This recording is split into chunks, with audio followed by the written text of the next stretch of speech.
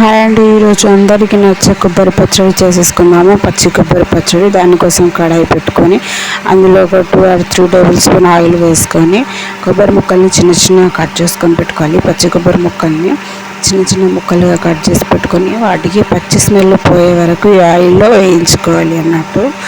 ఈ చట్నీ చాలా బాగుంటుందండి, అందరికీ నచ్చుతుంది. ఒక్కసారి మనం ఈ చట్నీ కనుక ఫస్ట్ టైం ట్రై చేస్తే మాత్రం కంపల్సరీగా ప్రతి ఒక్కరికి నచ్చాల్సిందేనండి. అంత టేస్టీగా ఉంటుంది ఈ చట్నీ.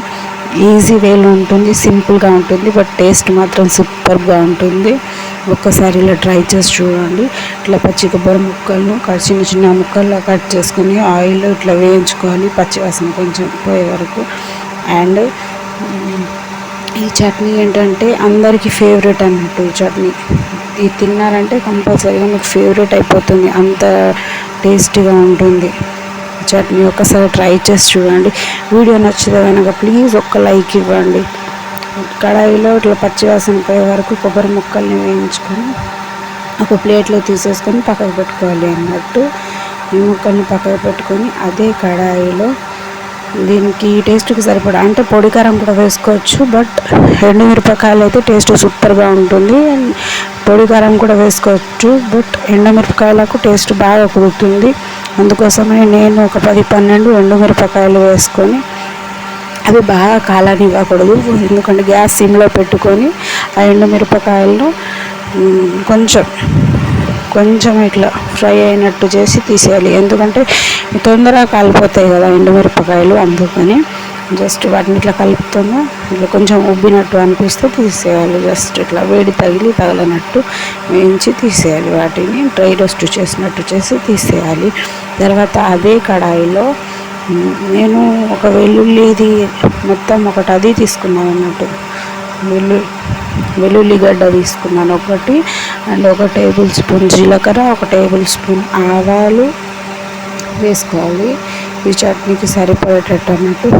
1 టేబుల్ స్పూన్ జీలకర్ర, 1 టేబుల్ స్పూన్ ఆవాలు, ఒక వెల్లుల్లిగడ్డ అంటే ఒక 10-15 వెల్లుల్లి రెబ్బలు ఇట్లా తీసుకోవాలి. అండ్ తర్వాత దీంట్లోకి ఒక గుప్పెడు చింతపండు వేసుకోవాలి. చింతపండు వల్ల టేస్ట్ చాలా సూపర్గా కుదురుతుంది. మీకు కావాలంటే ఒకసారి ట్రై చేసి చూడండి.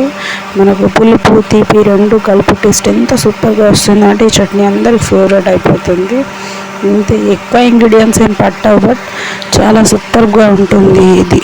ఒకసారి ట్రై చేసి చూడండి.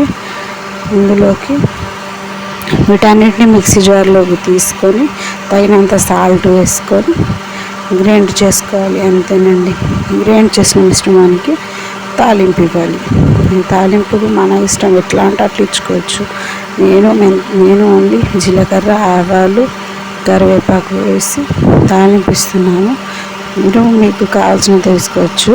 బట్ ఏంటంటే ఈ చట్నీని మనము గట్టిగా ఉంచుకోవాలనుకుంటే ఉంచుకోవచ్చు, లేదంటే కొంచెం వాటర్ యాడ్ చేసుకొని కన్సిస్టెన్సీ లూజ్గా కూడా చేసుకోవచ్చు. బట్ నేను థిక్గానే ఉంచుతున్నాను, కొంచెం ఆయిల్ ఎక్కువ యాడ్ చేసుకొని. ఎందుకంటే థిక్గా ఉన్నా కానీ ఆయిల్ తాలింపుకు ఎక్కువ వేసుకొని ఉంచుకుంటే మాత్రం చట్నీ బాగా రోజులు నిల్వ ఉంటుంది. అండ్ టేస్ట్ కూడా సూపర్గా ఉంటుంది. ఒక్కసారి ట్రై చేసి చూడండి మీరు కూడా. ప్లీజ్ వీడియో నచ్చితే ఒక్క లైక్ ఇవ్వండి. ప్లీజ్ సబ్స్క్రైబ్ మై ఛానల్ చేసుకోండి ప్లీజ్ అండి. ఈ చట్నీ అందరికీ నచ్చుతుంది. ఒక్కసారి ట్రై చేసి చూడండి. నాకైతే చాలా బాగా నచ్చింది. ఎక్కువ ఇంగ్రీడియంట్స్ పట్టావు, జస్ట్ సింపుల్గా ఎవరైనా చేసేసుకోవచ్చు ఇంట్లోనే.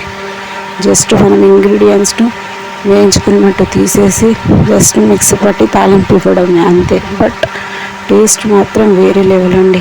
ఒక్కసారి ట్రై చేసి చూడండి మీరు కూడా. అన్నంలో కానీ చపాతీలో సూపర్.